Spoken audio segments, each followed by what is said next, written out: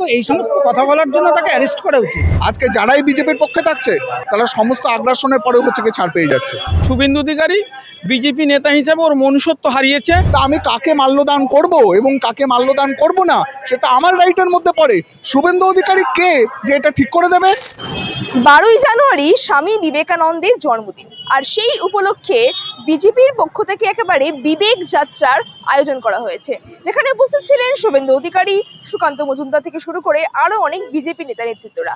সেই মুহূর্তে শুভেন্দু অধিকারী অর্থাৎ যিনি বিরোধী দলনেতা, তিনি বলছেন, একেবারে নাম না করে কটাক্ষ করছেন শাসক দলের বিরুদ্ধে। তিনি বলছেন যারা হিজাব বোরখার রাজনীতি করেন সেই সমস্ত লোকেরা এই স্বামী বিবেকানন্দের জায়গায় কোনোভাবেই ঠাঁই পাবেন না।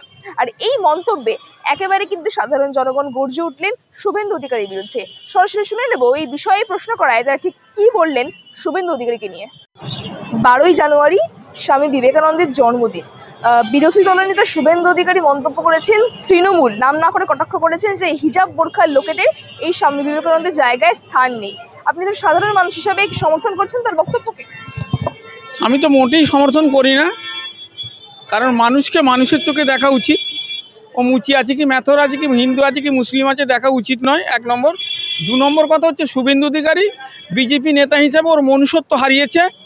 3টে ইস্যু, মন্দির মসজিদ, হিন্দু মুসলিম, হিন্দুস্তান পাকিস্তান, আর কিছু ইস্যু নেই। হিজাব তো কী করবে? তাদের ধর্মীয় বিধান, সে তার বিধান অনুযায়ী চলবে।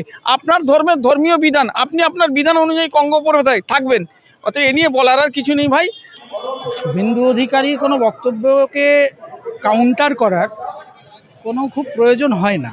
তার কারণ হচ্ছে যে সে এতই উল্টোপাল্টা বলে এবং এতই বাজে কথা বলে, ভিত্তিহীন কথা বলে, যে তার কথার উত্তর দিতে চাওয়া মানেই হচ্ছে যে আসলে নিজেদেরকেই অজ্ঞ হিসেবে প্রতিপন্ন করা। মানে সে না জানে দেশের সংস্কৃতি, না জানে দেশের কোনো যে কিভাবে দেশ চলছে সে সম্পর্কে হয় সে জানে না, অথবা সে ইচ্ছে করে ব্যাপারটাকে অন্যদিকে নিয়ে যাওয়ার চেষ্টা করে। তিনি বলছেন যে যারা দেশের হিন্দুরা রয়েছেন তারা নাকি সংকটে রয়েছে, একবার হিন্দুদের বাঁচাতে শুভেন্দু অধিকারীদের মতো বিজেপি নেতাদের দরকার পশ্চিমবঙ্গে।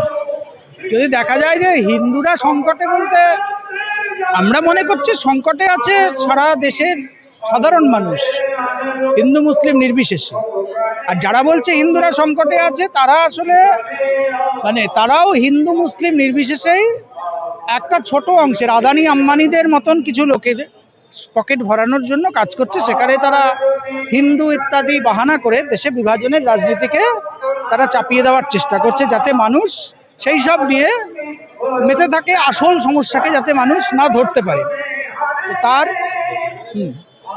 মানে নাম না করে তিনি কটাক্ষ করছেন যারা হিজাব বোরখার রাজনীতি করেন তাদের কোনো অধিকার নেই স্বামী বিবেকানন্দের মূর্তিতে মাল্যদান করবেন। কি বলবেন? হিজাব বোরখা মানে ধর্মকে টেনে আনছে সব জায়গায়। না, সেটাই তো আমি বললাম যে এগুলোর হিসেব মতো এই সমস্ত কথা বলার জন্য তাকে অ্যারেস্ট করা উচিত। আমি তো অবাক হয়ে যাচ্ছি যে একের পর এক ঘৃণার ভাষণ দিয়েও সে নির্বিঘ্নে ঘুরে বেড়াচ্ছে। তার বিরুদ্ধে হিসেব মতো আমাদের দেশের যে আইন আছে এখনো পর্যন্ত, সেই আইনে এই ঘৃণার ভাষণ দেওয়ার জন্য তার জেলে থাকার কথা। এই যে হিজাব পরা, অমুক পরা, তমুক পরা, এই সমস্ত কথা বলে একটা সম্প্রদায়ের যে ভাবাবেগ তাকে প্রত্যক্ষভাবে আঘাত করা, এটা তো কারোর অধিকার নেই, সে যেই হোক না কেন। আইন তো সবার জন্য সমান। তো এই সমস্ত কথার উত্তর দেওয়া নয়, এই সমস্ত কথার একটাই উত্তর যে এর জন্য এফআইআর করে পুলিশ যেন তারকে জেলে পড়ার ব্যবস্থা করে। 19 শতক বা 18 শতকে কেউ একজনও বলেনি, কোনো মনীষীই বলেননি যে গিয়ে মসজিদের সামনে চণ্ডীপাঠ করতে হবে, মসজিদের সামনে হনুমান চালিসা পাঠ করতে হবে, গির্জার সামনে গিয়ে হনুমান চালিসা পাঠ করতে হবে। এটা কে করছে? এটা ভারতের সঙ্গী বদমাশগুলো শুধু করছে, এবং তার ফ্যাসিবাদী এজেন্ডার জায়গা থেকে করছে। এবং শুধু কি অন্য ধর্মের মানুষের ওপর আক্রমণ করছে? আজকে নরেন্দ্র মোদী সরকার আসার পরে গত 10-11 বছরে যেভাবে দলিতদের ওপর আক্রমণ করেছে, সেই আক্রমণটা বেড়ে গেছে। হ্যাঁ, সেই আক্রমণটা তো নরেন্দ্র মোদীদের জামানায় বেড়েছে। এবং দলিত মেয়েরা রেপ হচ্ছে, তাদের বিভৎসভাবে রেপ করছে, এবং যারা রেপ করছে তাদের কি জেল থেকেও ছেড়ে দেওয়া হচ্ছে। এটা 19 শতকের কোন মনীষী বলেছে? বিবেকানন্দের ব্যক্তিগতভাবে বিবেকানন্দের মতাদর্শের সাথে আমি সম্পূর্ণ বিরোধী, তার বক্তব্যের আমি সম্পূর্ণ বিরোধী, কিন্তু তিনিও তো আমি শুনিনি, তিনিও তো বলেছেন শূদ্ররা নাকি আমাদের ভাই। হ্যাঁ, আর সেই যারা সেই শূদ্র একটি মেয়েকে রেপ করছে তাদের নিয়ে হচ্ছে বিজেপির মন্ত্রী হা হি হি করছে এবং তাদের হচ্ছে গিয়ে জেল থেকে বের করে দিচ্ছে। আসলে সারা দেশে যেভাবে মেহনতি মানুষের ওপর আগ্রাসন বাড়াচ্ছে, সেই পরিমাণ নন ইস্যুগুলোকে নিয়ে তারা ইস্যু বানানোর চেষ্টা করেছে। দেখুন, কিছুদিন আগে বন্দে মাতরমকে নিয়ে তারা 150 বছর পালন করলো, এইবার শুরু করেছে হচ্ছে গিয়ে কত হাজার বছর, 100-150 বছর আর চলছে না, এখন সোমনাথ মন্দির হচ্ছে গিয়ে 1000 বছর। সারা দেশের ইতিহাস একদিকে যেমন বিকৃত করছে, আর একদিকে সারা শ্রমজীবী মানুষের উপর আক্রমণ করছে এবং শ্রমজীবী মানুষের ঐক্য নানাভাবে ভেঙে দেওয়ার জন্য এই নানা রকম হচ্ছে গিয়ে কখনো মনীষীদের নাম ঢোকাচ্ছে, কখনো বাদ দিচ্ছে। আপনারা জেনে থাকবেন যে আন্দামানে যে বাঙালি যে বন্দিরা, স্বাধীনতা সংগ্রামীরা সবচেয়ে বেশি ছিল, সেখানে হচ্ছে গিয়ে সেখানে সাভারকারের নাম করে হচ্ছে গিয়ে আপনার তার নাম করে হচ্ছে প্রচার হচ্ছে আন্দামান দ্বীপে, অথচ সেই সাভারকার হচ্ছে আত্মসমর্পণ করে জেল থেকে বেরিয়েছিল। এই হচ্ছে গিয়ে বিজেপি এবং সঙ্গী বাহিনী যারা হচ্ছে গিয়ে আজকে এই মনীষী এটা, ওই মনীষীর ওইটা টানাটানি দেওয়ার চেষ্টা করছে। যে ওরা বলে হচ্ছে গিয়ে যারা ভারতের জাতীয় স্বাধীনতা, ভারতের যে জাতীয় সঙ্গীত সেটা যারা গাইবে না তারা নাকি দেশদ্রোহী, অথচ যে জনগণমন অধিনায়ক যেটা জাতীয় সঙ্গীত, সেই গানটা যিনি লিখেছেন জাতীয় কবি, সেই রবীন্দ্রনাথ ঠাকুরের নাম আজকে হচ্ছে কি অমিত শাহ ঠিক মতো করে উচ্চারণ করতে পারে না।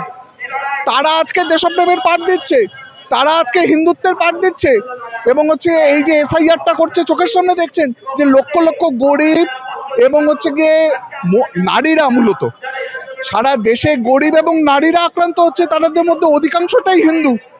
কেননা হচ্ছে কি নারীরা এই পুরুষতান্ত্রিক সমাজের জন্য তাদের সারনেম চেঞ্জ হয়ে যায়, তাদের স্থায়ী আবাসন চেঞ্জ হয়ে যায়, এইগুলো থেকে চোখ গড়ানোর জন্য সারাক্ষণ হচ্ছে হিন্দু হিন্দু, সারাক্ষণ হিন্দু মুসলমান এটা করে যাচ্ছে। দাদা, তিনি যখন মাল্যদান করছিলেন স্বামী বিবেকানন্দের মূর্তিতে, তিনি বললেন যে শুভেন্দু অধিকারী তিনি বললেন হিজাব বোরখার লোকেদের মাল্যদান করার অধিকার নেই স্বামী বিবেকানন্দের মূর্তিতে। এইবার হিজাব বোরখা অর্থাৎ ধর্মকে কেন্দ্র করে টেনে আনা হচ্ছে এই ধরনের স্বামী বিবেকানন্দের মূর্তি। দেখুন, আবার আমি বললাম যে স্বামী বিবেকানন্দ সম্পর্কে আমার কোনো আগ্রহ নেই, তার মতাদর্শে আমার কোনো আগ্রহ নেই, কিন্তু শুভেন্দু যেভাবে বলছেন এটা সরাসরি ভারতের তো যে কোনো এই যে সাংবিধানিক রাইট, এই যে এই পুঁজিবাদী ব্যবস্থায় যে সাংবিধানিক রাইট সেটাকেও তো করছে, অধিকারটা হরণ করছে। আমার তো যে কোনো রকম মতামত রাখার, প্রচার করার, যে কোনো কাজ মানে চাকরি পাওয়ার, কোনো বাসস্থানের অধিকার, সম্পূর্ণ অধিকারের মধ্যে আছে। তা আমি কাকে মাল্যদান করব এবং কাকে মাল্যদান করব না সেটা আমার রাইটের মধ্যে পড়ে। শুভেন্দু অধিকারী কে যে এটা ঠিক করে দেবে? এটা এবং যেভাবে ও বোরখার বিরুদ্ধে বলছে, ভারতের প্রচলিত আইনেই আছে কিন্তু যে দাঙ্গার বিরুদ্ধে উস্কানি, এটা শুভেন্দু অধিকারীদের বিরুদ্ধে এই ব্যবস্থাটা যেমন আইনের চোখে সবাই সমান না, তার সবচেয়ে বড় প্রমাণ পাওয়া যায় শুভেন্দু এই ধরনের কথা বলার পরেও ছাড় পেয়ে যাচ্ছে। এই ধরনের কথা সরাসরি দাঙ্গায় বা উস্কানি দেওয়ার মতো কথা, একটা বিশেষ সম্প্রদায়কে লক্ষ্য করে এই ধরনের কথা বলছেও, কিন্তু আজকেও তার বিরুদ্ধে কোনো কেস রেজিস্টার করছে না। মমতা ব্যানার্জি বলছেন তিনি নাকি হচ্ছে গিয়ে বিজেপি বিরোধী, তিনি নাকি শুভেন্দু হচ্ছে গিয়ে এই নানা রকম হচ্ছে গিয়ে দুর্নীতির বিরোধিতা করছেন। তাহলে শুভেন্দু যে এরকম উস্কানিমূলক কথা বলছে এবং একটা নারী বিদ্বেষীয় কথা বলছে, তাহলে হচ্ছে গিয়ে তার বিরুদ্ধে কোনো ব্যবস্থা নিচ্ছে না কেন? আমরা জানি বিজেপির জোট সরকারের মুখ্যমন্ত্রী কদিন আগেই বিহারে একজন বোরখা পরিহিতা মহিলার হচ্ছে গিয়ে বোরখা খুলে দিয়েছেন। এগুলো করার পরেও তাদের বিরুদ্ধে কোনো ব্যবস্থা না হচ্ছে না, তারা ছাড় পেয়ে যাচ্ছে। আজকে যারাই বিজেপির পক্ষে থাকছে, যারা ফ্যাসিবাদী হিংস্র আক্রমণের পক্ষে থাকছে, তারা সমস্ত আগ্রাসনের পরেও হচ্ছে গিয়ে ছাড় পেয়ে যাচ্ছে। স্বাভাবিকভাবে এই ব্যবস্থা আইনের চোখে সবাই সমান না, এই ধরনের উস্কানিমূলক কথা বলার পরেও তারা ছাড় পাচ্ছে।